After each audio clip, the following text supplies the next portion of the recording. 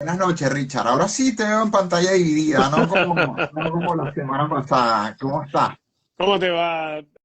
Bueno, ya sabes, con esas maripositas en el estómago pensando, esperando que llegue la hora del partido, ¿no? Con la ansiedad típica. Sí, yo me estaba sintiendo ahí como mal, con un dolorcito de cabeza, una cosa, y yo creo que es eso, ¿no? Richard, estallaste las redes porque la gente pensó que ibas a criticar de cabo a rabo la labor del Bocha Batista con lo que fue el partido pasado. Pero yo creo que hay que pregonar con el ejemplo y ser consecuente en las opiniones. Tú fuiste muy crítico cuando Venezuela no usó una alineación alternativa en La Paz y ahora sí lo hizo y realmente después que se termina el juego uno dice, bueno, dentro de lo peor tenemos a nuestras figuras descansadas.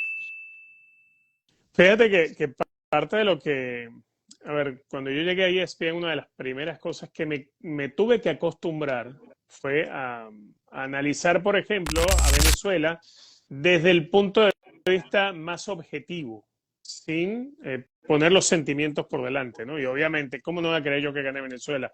¿Y cómo no me voy a cargar de rabia cuando pierde y le pasan por arriba como le pasaron por arriba el viernes allá en Quito? Lo que ocurre es que hay que entender lo que desde hace tiempo yo vengo mencionando. Yo venía mencionando que este era un partido para no desgastar a los titulares, como bien recuerdas. Lo dije incluso antes del partido contra Bolivia, y el partido contra Bolivia no se preparó de la misma manera, y fui muy crítico después de aquello, porque se ignoró una cosa que existe como la altura, se desgastó jugadores y después no se le pudo ganar al Uruguay más débil en décadas. Esta vez yo entendía que era un partido que se podía perder. Incluso creo, por lo que jugó Ecuador, creo que debió ganar Ecuador por un marcador bastante más amplio, por lo que sucedió en el partido. Ahora, el 2-1 no dejó a Venezuela con el ojo hinchado, ¿verdad? El 2-1 es un golpe, un palazo que te llevas, pero no es lo mismo bajar de Quito con una derrota 2-1, aunque te hayan pasado por arriba, que venir con una goleada encima. La goleada te pega aquí y, y te, Sí, y, y te lleva a la frustración, y entonces es distinta la forma de prepararte para el siguiente partido. Yo creo que hay cosas dentro de todo lo malo que significó perder en Quito.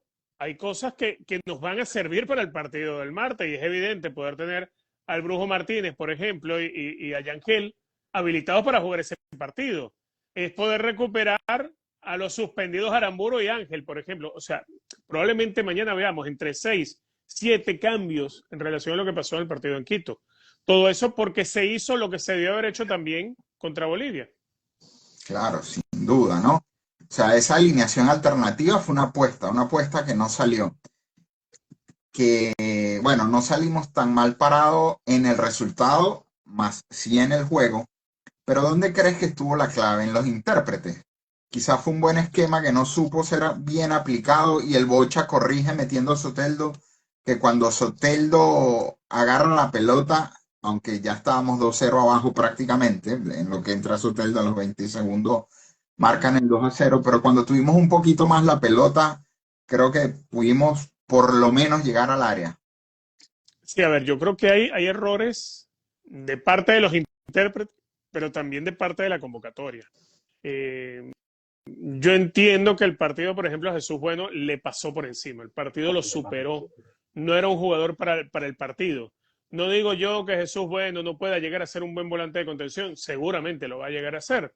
El tema es que, y era una de las críticas que yo hacía antes del partido, desde que se supo la convocatoria, que no entendía cómo iba alguien a la convocatoria al puesto de volante de contención si apenas había jugado un minuto en la temporada. Cuando tienes en la misma liga a Dani Pereira, que es titular en su equipo, en el mismo torneo, en la misma posición. Son cosas que uno no termina de entender, pero bueno, son decisiones de los técnicos, ¿no? Y al final, el que gana, pierde o empata los partidos es la selección que dirige el técnico, ¿no? Y ahí creo que el Bocha se equivocó. Creo que Gleiker Mendoza también el partido le pasa por arriba. Macún es un central que juega en el Levski Sofía de Bulgaria y entiende cosas de la posición de lateral izquierdo, pero tuvo que jugar de lateral izquierdo porque seguramente en los entrenamientos Bocha vio que es mejor lateral izquierdo que Rivas, por ejemplo. para claro. ese nivel de Sí, competencia. y con un compromiso defensivo que evidentemente en Quito necesitábamos. Correcto. Entonces yo creo que hay errores individuales, ciertamente. Hay errores en la convocatoria, totalmente. El esquema, creo que era, a ver, el esquema no es malo. El esquema no era malo porque yo te hablaba en la previa, yo te mencionaba que me había imaginado un partido con un esquema de tres centrales. No apuesta por los tres centrales, obviamente quiso reservar algo, pero lo que recibimos fue un 4-5-1, pero clarísimo, clarísimo. En el retroceso 4-5-1 y el retroceso duró casi todo el partido. Sí, también nos falta a veces que yo digo, o sea, ese golpe de suerte que quizás tuvimos en las primeras jornadas, porque el golpe de suerte cuando hablo es un penal a favor de Venezuela en el minuto 90, no es algo que ocurre normalmente, como pasó en Paraguay. Claro. Esa expulsión del chileno en el primer tiempo para que Venezuela se crezca, eso nos falta, ese rebote. O sea, un delantero tan potente como Ener Valencia que le pegue mal hacia la pelota y la pelota entre, realmente tú dices, wow, es que no nos está saliendo nada, ¿no? Pero nosotros tampoco nos llamamos a la suerte. Yendo un poquito para atrás, en la convocatoria para los juegos de contra Brasil y Chile, no habían jugadores de la MLS, entendiendo el poco rodaje que iban a tener ellos en ese momento y de cara a lo que es marzo. ¿Por qué? Porque ahora es que está empezando la MLS Mm, y realmente no fue consecuente esta convocatoria. Lo de Jesús Bueno quedó demostrado, ¿no? sí, totalmente. Es uno de esos ejemplos. Y bueno, igual lo de Jan Hurtado. Yo no sé si. A ver, Jan Hurtado tenía cerca de 30 minutos disputados porque para el momento de la convocatoria tenía 3 o 4 días que lo había fichado el nuevo equipo, porque Exactamente, estaba sí. sin equipo, no había jugado desde diciembre, no había jugado con un equipo y desde enero que lo tuvo el Bocha Batista contra Estados Unidos. Joseph Martínez viene jugando. Entonces, si esa va a ser el argumento, bueno, pero jugó últimos minutos Jan Hurtado, no jugó Joseph. Entonces, te vuelves a quedar con lo mismo. Bueno, mira, tienes que darle el beneficio de la duda, que el técnico los habrá estado observando. Al final es él el que tiene que tomar esa responsabilidad y si se equivoca es responsabilidad suya, de nadie más. Sí, en el caso de Hurtado, creo que lo poquito que vimos, creo que me cayó la boca un poco, porque fue bien incisivo en las dos pelotas que tuvo Sí. y es prácticamente el que hace no hace la asistencia porque para la pelota del arquero, pero el rebote le cae a Macún y en el centro de Yonder, pero ahí sí es obviamente donde viene la mano del técnico. Los rendimientos individuales, ¿qué puedes rescatar que pudiera ser titular para este martes? Alexander González, porque no arriesgó por su banda, porque Ecuador fue fuerte prácticamente por el lateral izquierdo de Venezuela. Eh, Tengo para rescatar a Nahuel Romo, por supuesto. ¿Cómo podemos dejar? Romo siempre lo quiero tener en mi equipo. Es tremendo, sobre todo con lo de los penales. Es tremendo lo de Romo. Porque de 5 que le patearon, uno fue por fuera y los 3 los atajó, los otros 3. Bello, con buenos recorridos defensivos, pero igual es un partido que le termina pasando factura. Eh, Creo que ellos son los que principalmente me dejan buena sensación. No te puedo hablar bien del trabajo de Gleiker porque creo que el partido le cuesta muchísimo. De Jesús Bueno ni se diga. Cáceres va teniendo un partido regular, pero después se equivoca en aquella jugada de la presión y tocó atrás y ahí Venezuela fue víctima de la presión de Ecuador y Cáceres directamente fue víctima y comete el error en esa jugada que termina dándole un balón espectacular para la corrida de Antonio Valencia.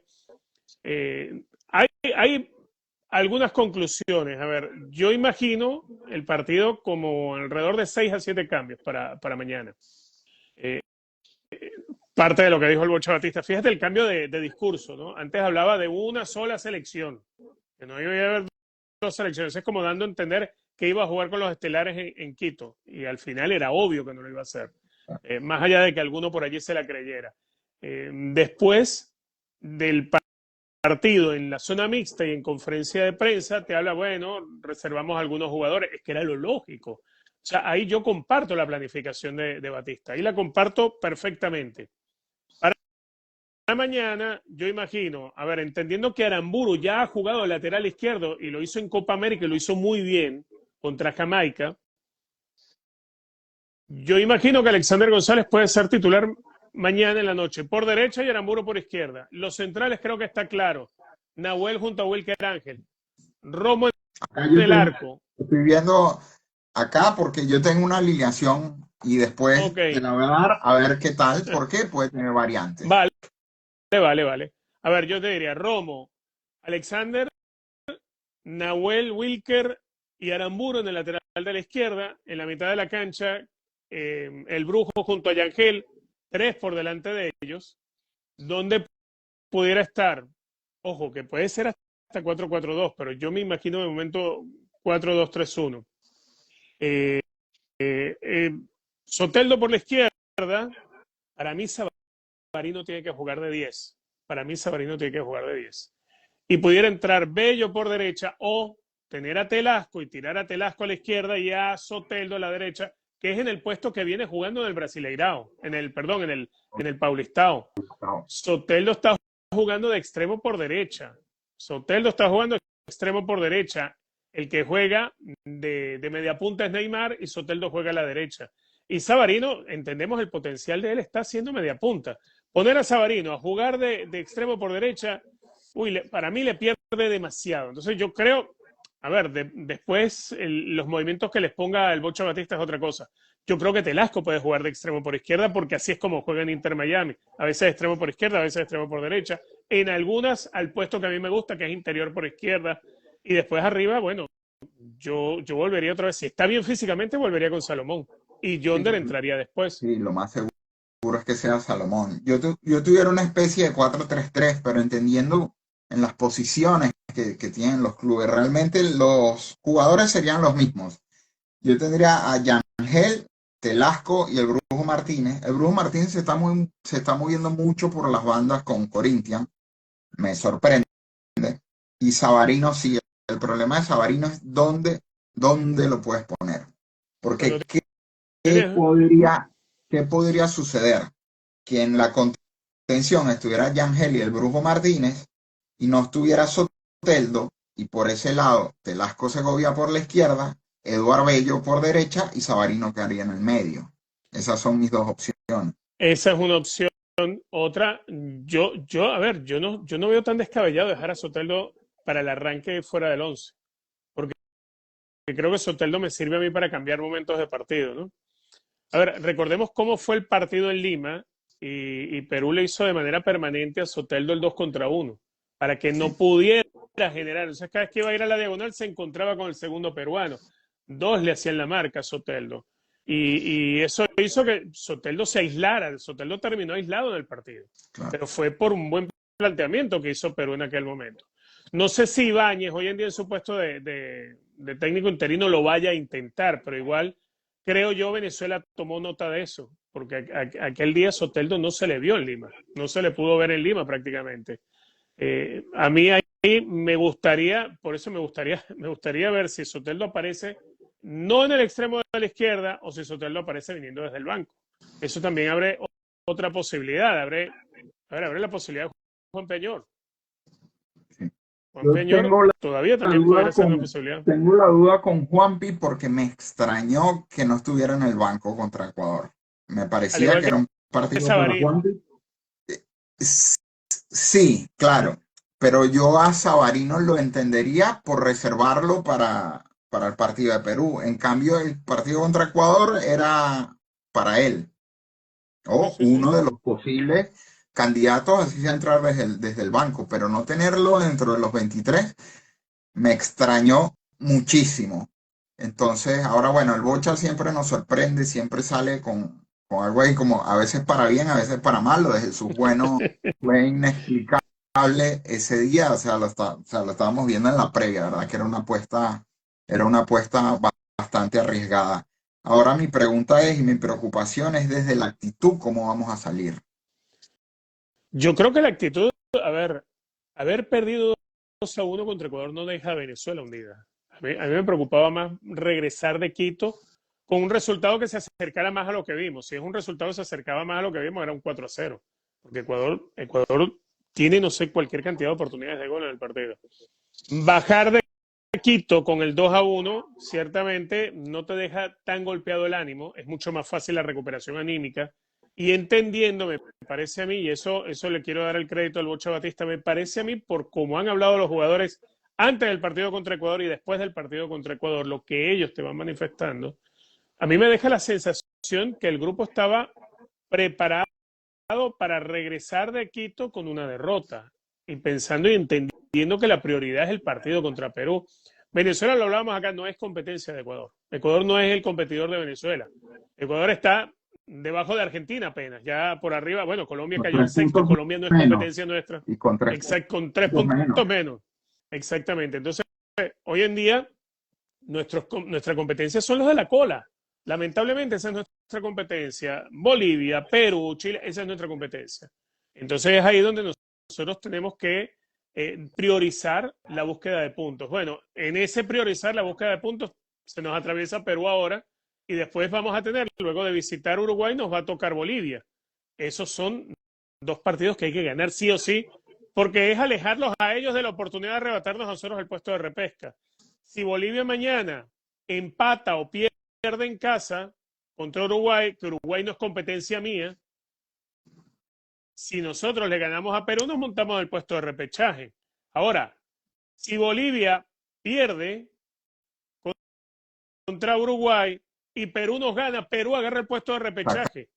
O sea, Perú que está... para Perú es una final. Claro, porque Perú este era el último autobús.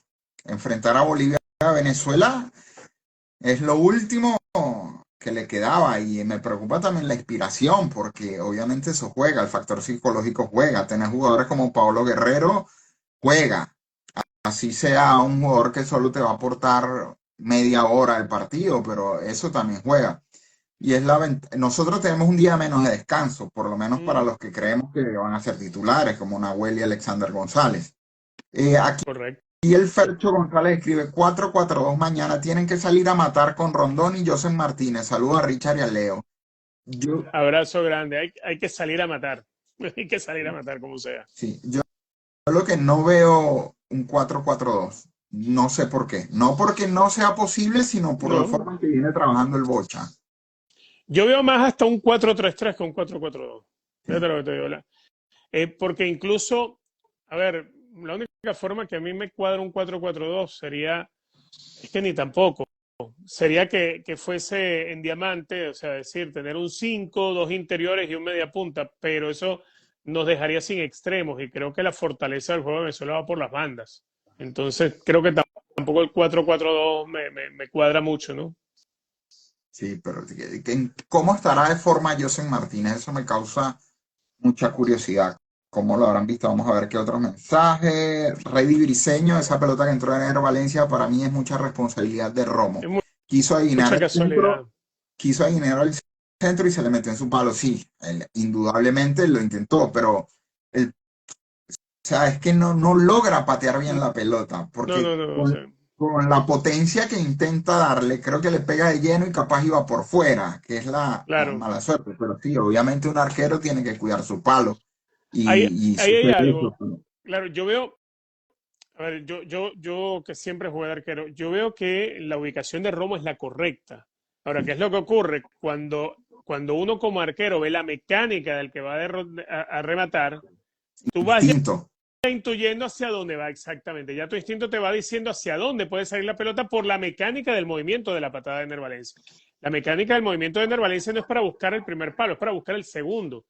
Y es natural en ese momento el gesto del arquero porque si nos fijamos, no es que se la gane y él se queda parado en el primer palo y se la meten por su lado, no, es que él va inclinando el cuerpo siguiendo la mecánica del movimiento que hace Ener Valencia con su pierna derecha, con tan mala fortuna que el balón da en la hierba, le pega mal, da en la hierba, le pega mordida y se levanta y va y él ya trata de llegarle con la mano, pero ya no puede.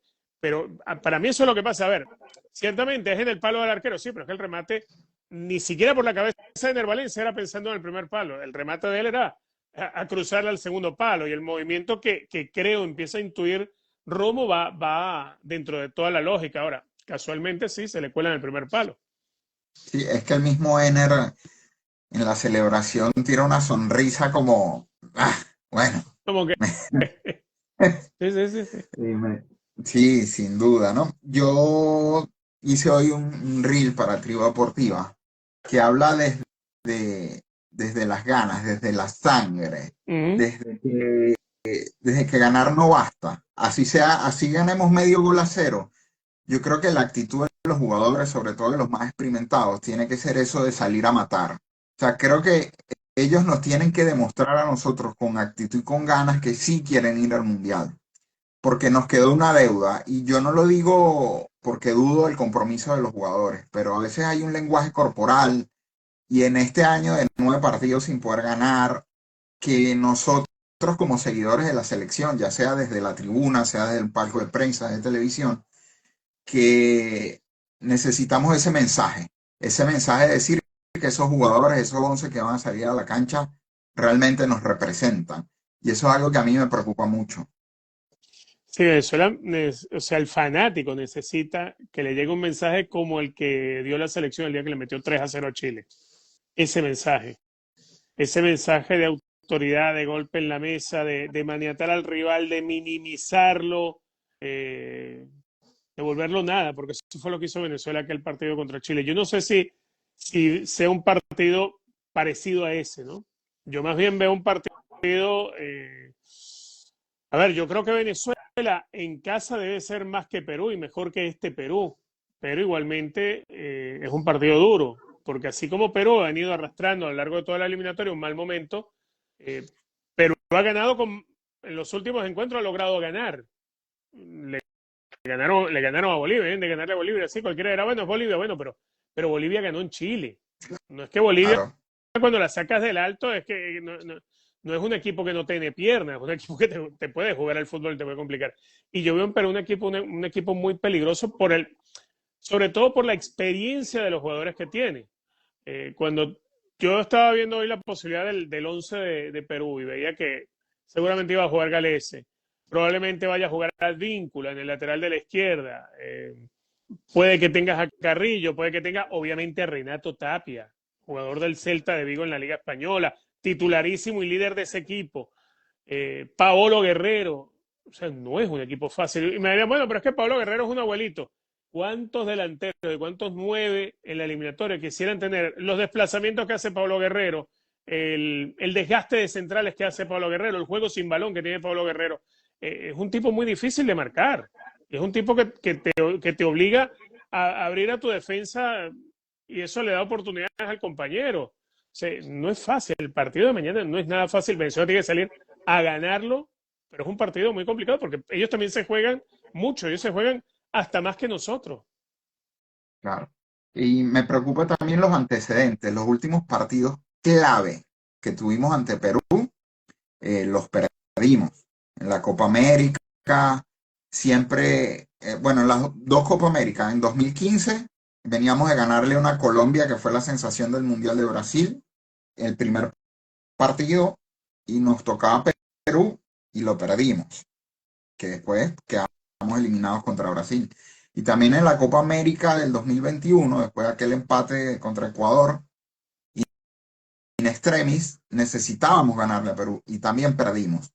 Me preocupa que la presión que obviamente van a sentir los jugadores no sea canalizada de forma adecuada por ellos mismos. Bueno, eso forma parte del trabajo que tiene que mostrar en liderazgo el Bocha, ¿no? Hay jugadores de jerarquía que pueden ayudar a drenar eso. Tú hacías referencia a la Copa América del 2015, bueno, se perdió justamente el partido por el tercero y cuarto con Perú. ¿Bien?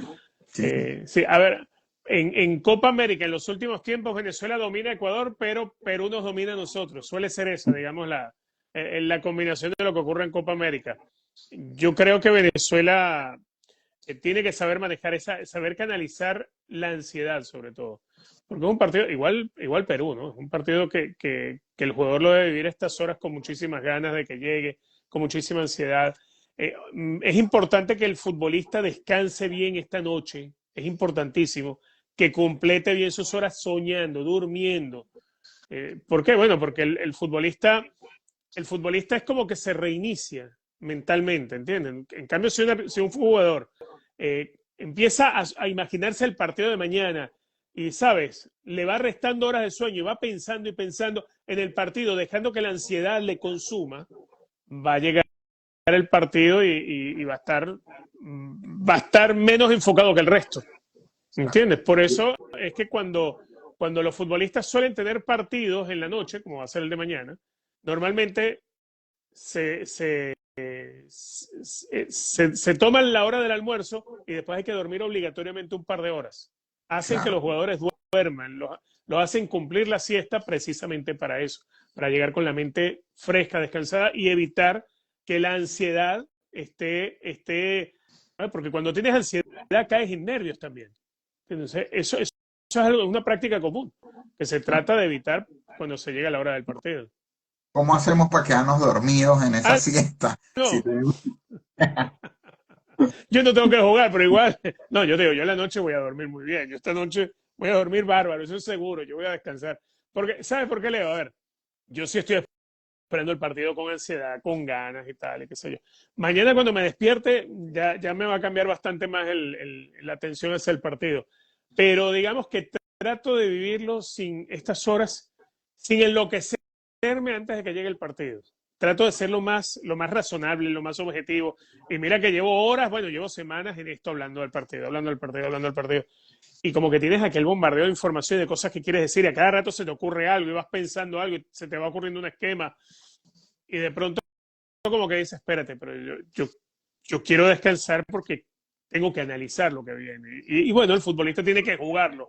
Bueno, tú y yo lo tenemos más fácil. Y el fanático la tiene mucho más fácil también, porque el fanático, si no quiere, no duerme. ¿Entiendes? Si no quiere, no duerme. No pasa nada. Yolber Navarro, buenas noches. Saludos de Coloncito, Estado Táchira. Uy, qué Sabroso, lindo coloncito. Coloncito. Gaboto 87, aquí lo que molesta es la farándula, que solo sigue la Vinotinto cuando se gana, pero cuando se pierde son lo peor, eso no debe ser. Yo noto mucho mensaje pesimista, creo que lo conversamos en el Mm. live anterior, o sea, que no entiendo por qué, no entiendo por qué se comieron, no se comieron el cuento, pero, o sea, ese cuarto lugar que teníamos era relativamente ficticio si poníamos a analizar hombre a hombre, estábamos por encima de Brasil, cuando obviamente sabíamos que Brasil sigue siendo una selección muy superior a la venezolana. Yo creo que tenemos que entender los contextos, teníamos que entender que el calendario que teníamos el año pasado era muy difícil, aunque obviamente tuvimos que haber sacado más puntos, pero era realmente difícil. Richard, no sé si recuerdas cuando hicimos el live con Richard Páez previo a la Copa América, que él decía, si al menos sacamos un punto de estos 6, estamos ahí en la pelea. Y Y lo sacamos tres, por veíamos. lo menos. Sí, entonces lo que pasa es que de acuerdo a la tabla de posiciones sucedieron resultados que tampoco esperábamos. Que Bolivia cuando ganó en Chile, este, Paraguay que explotó completamente, aunque sabíamos la calidad de los futbolistas paraguayos, pero realmente no se encontraban. Entonces, realmente sí, sí, no es ser extremadamente positivos ni negativos, simplemente hay que mostrar la realidad, apoyar a la selección cuando a uno le toque apoyarla, analizar cuando hay que analizar, criticar cuando hay que criticar, siempre con base, pero sin caer en esas cuestiones ni de negativismo total. Acá los comentarios que se leen en Trío Deportiva son increíblemente negativos, hablan de que si hacen un mundial de 100 equipos, Venezuela queda de 101. Entonces, Sí.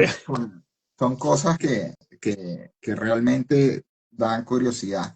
¿Por qué la A selección ver, Brady Briseño? ¿Por qué la selección no aplica la misma de Colombia en Barranquilla? Juegan a las 3 4 de la tarde en Maturín. Pienso que ese factor de clima también influye mucho, pero influye para los dos equipos también. claro, claro. A ver, por lo general estos horarios se hacen pensando en la televisión. Eh, Obviamente, un partido como Venezuela-Perú no es más atractivo que uno que vaya a jugar Brasil o Uruguay o Argentina. El tema es eh, lo que conlleva este partido. Ahora, no siempre en Barranquilla se juega de día. Cuando Venezuela juega contra Colombia, la primera jornada fue de noche el partido. Brasil Es también por un jugó. tema, obviamente. Sí, sí. Ahora, a las 8 de la noche, hora de Venezuela, que se va a jugar el partido, hace mucho calor igual en Maturín. El que Mucho conoce más. Maturín termina sudando como un loco. O sea, cuando uno está en esos sitios y te toca transmitir un partido, estás en la cabina con aire acondicionado fresquito, abrir la puerta de la cabina, asomar la cabeza y meterla y estás empapado inmediatamente. O sea, no es para nada, no creo que para nada sea tan fácil, ¿no? Para Perú va a ser derretirse con la temperatura, seguro. Sí, sí, no, y Barranquilla es muy parecido a Maturín. Yo tuve la oportunidad de ir Mm. cuando empatamos a uno con el gol de Frank Felcher. Ese día Ajá. cayó un palo de agua y lo que hizo fue todavía explotar más la humedad. Claro, pues, Increíble. la sientes Ujú. acá en los párpados inferiores, sientes el vaporón. Juan Joaquín, pero es especialista en sacar de quicio a sus rivales también. Eso hay que Sí, controlarlo. sí, sí, totalmente, totalmente. Y creo que además a ver, el futbolista venezolano creo que ha esperado con ansias este partido por todo lo que pasó en Perú, por cómo se trató a los fanáticos venezolanos, ¿sabes? Esas cosas que se suelen hacer en la eliminatoria y que de pronto no se viralizaban tanto porque no existían redes sociales, ¿no? Y hoy en día uno se entera, bueno, que, no, que empezaron a pedir documentos a los venezolanos a la entrada del estadio, todas aquellas cosas. Bueno, en Perú siempre pasan cosas, en Uruguay, en Paraguay, en Sudamérica suelen pasar cosas en la eliminatoria. Creo que para los jugadores fue muy fuerte el tema de que la policía los agrediera y no los dejara eh, acercarse a los fanáticos y todo aquello. Incluso creo que es a Nahuel el que le pegan un rolazo en la mano, Miguel Navarro se iba a encarar con un policía. O sea, creo que ese partido de mañana tiene muchas cosas especiales para el jugador venezolano, que creo yo viene esperando esta revancha de hace mucho tiempo. Más allá que no se perdió en Lima, se terminó empatando el partido y se pudo haber ganado, ¿no? Pero es una revancha que creo que tiene la gente por delante allí entre ceja y ceja. Claro, 87. Yo tengo demasiada ansiedad y nervios y solo soy fanático. Estamos todos con ansiedad, Otto, tranquilo. De pana que Una cosa que comentaste en tus redes y que es muy importante para que la gente lo entienda, que desde acá ya no podemos hacer nada, pero siempre hay que puntualizarlo, el árbitro chileno. sí, a ver, yo no sé quién habrá sido el genio que se le ocurrió. Ojo, con que el árbitro sea chileno no es que va a pitar a favor de Perú, ¿no? A los chilenos lo que les conviene es que Venezuela y Perú empaten. Yo creo, porque además, a ver, yo tengo buenas referencias de Cristian Garay, del árbitro chileno. Después va mañana y bueno, uno no sabe lo que vaya a hacer, pero en las referencias que tengo es que es buen árbitro. ¿Qué es lo que pasa? Que al colocar a un árbitro chileno para un partido entre Venezuela y Perú, cuando Chile, Venezuela, Perú y Bolivia se están peleando el puesto de repechaje, es una tremenda Y torpeza. es Es una burrada bastante tremenda. Claro, es una burrada de quien lo colocó allí. Entonces, a ver, para designar árbitros no hay que ser ingeniero de la NASA, basta con ver la tabla de clasificación y ver el calendario y dices, no, yo no puedo poner a un árbitro chileno porque ni los peruanos lo van a querer ni los venezolanos lo van a querer. No sé, mira, si no consigues un uruguayo, un brasileño, trae un nicaragüense, trae un guatemalteco, no sé, un panameño, tráelo de cualquier otro lado, porque para eso debe haber dinero. Pero mover a un árbitro chileno cuando Chile está necesitando que se liguen varios resultados para que Chile pueda estar más cerca de la pelea al puesto de repechaje es una locura. y es Entonces, curioso. Seis claro, ¿a quién? equipos por encima de Venezuela tenemos. Podría ser Claro, brasilero, colombiano, paraguayo. es donde digo yo Increíble. la gran metida de pata de quien designa. Entonces, ¿a quién estás perjudicando? Estás perjudicando al arbitraje, que lo estás poniendo sin necesidad, en el ojo del huracán. Cualquier decisión que Garay tome mañana en el partido va a ser protestada. Si la toma en contra de Perú, va a ser recontraprotestada por los jugadores, por los fanáticos en las tribunas, que si hay peruanos y por los medios peruanos. Y si la toma en contra de Venezuela, igual por los jugadores, por los fanáticos en la tribuna y por los medios venezolanos. Entonces, al que está señalando es al árbitro. Y si el partido termina de toda lógica empatado, pues el gran beneficiado es la selección chilena. Es el árbitro. No, mentira. A Chile. Aquí dice Valdés José M11. Ya estamos buscando excusas. No son excusas, No es José. excusa. Simplemente hay que puntualizar las cosas que no están bien. De la misma forma que criticamos a Jesús Bueno, que criticamos al Bocha por poner a Jesús Bueno, también tenemos que Correcto. criticar, por ejemplo, las designaciones arbitrales de Conmebol, que es bastante curioso. Vamos a seguir leyendo mensajes. Lisboa Wilmer, buenas noches. Saludos. Una pregunta para Richard Méndez. ¿Cuándo vas a hacer un análisis con la tablita como otras veces lo has hecho? Te están esperando por allá por YouTube. Hice una canchita con las formaciones para mañana. Prometo hacer canchita mañana después de lo que pase con el partido. Bueno, depende de lo que pase, hacemos canchita o no, pero sí, voy a hacer canchita y analizar un poco lo que deje el partido. No la hice para hoy, eh, digamos, porque no quise exhibir ciertas cosas que de pronto ya yo me imagino puedan pasar en el partido del lado de Venezuela hacia Perú. Entonces, es como decir, mira, la gente, aunque yo creo que igual Ibáñez sabe lo que va a hacer Venezuela, se lo imagina, lo ha analizado, porque para algo es el entrenador. Pero como quien dice, no quiero exhibir más lo que suponemos pueda pasar. Entonces, no es que yo sea un erudito en esto, ¿no? Pero como me gusta tanto la parte táctica, por ahí me empiezo a imaginar los partidos, empiezo a visualizarlo. Y por eso yo te hablaba al principio de analizar el fútbol desprendiéndote un poco del deseo que tienes de que alguien gane. Porque si no puedes hacer un análisis balanceado. Es así. Irak 2068. En mi particular opinión, la frase del Bocha que nos jugamos una final el martes es errónea. Para ir al Mundial, todos y cada uno de los juegos son una final, no Correcto. cuando estás con el agua al cuello. Pero el Bocha siempre ha hablado Sí. en ese sentido, que el partido más importante es el que viene.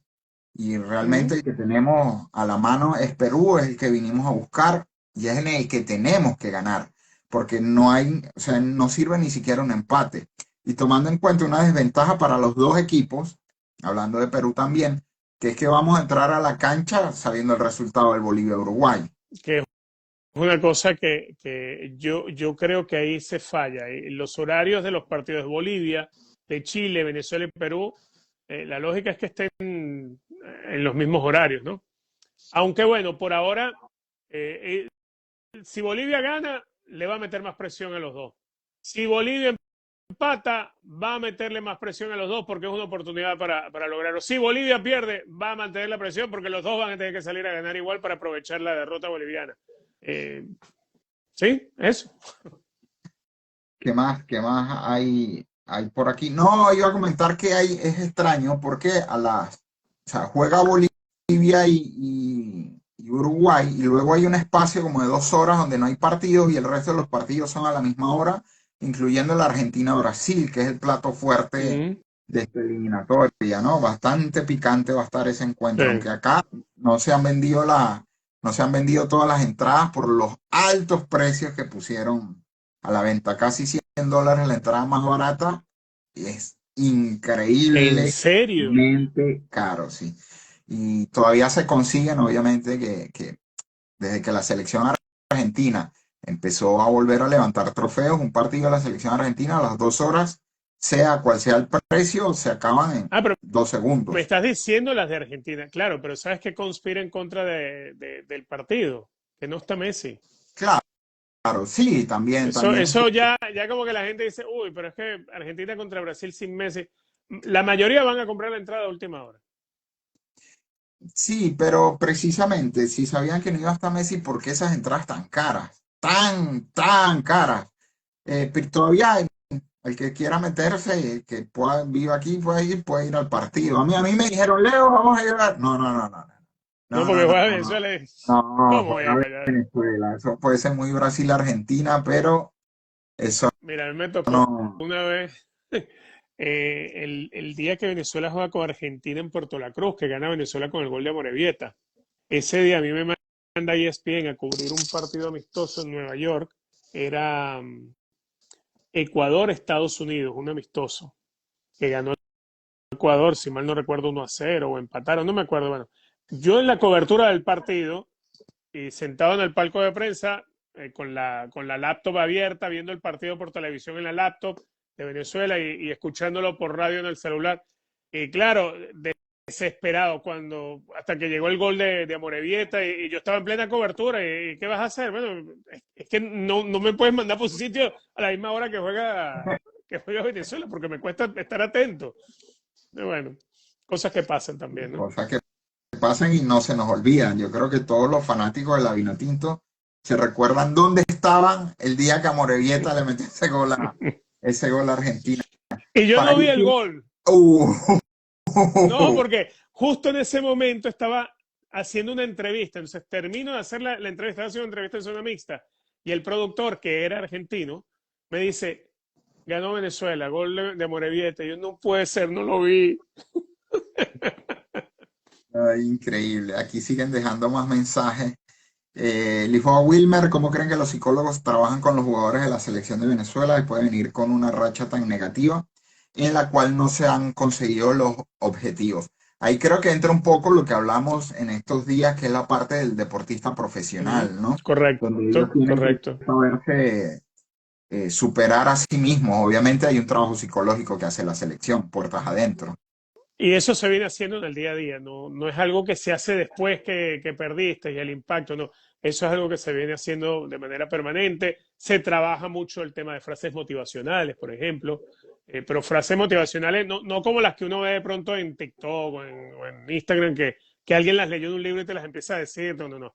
Frases guiadas por profesionales, o sea, va siendo un trabajo del día a día, que el futbolista pues está ejercitando constantemente repitiéndose mensajes y mensajes y mensajes, como para poder abstraerse de esas dificultades que se le presentan en los partidos.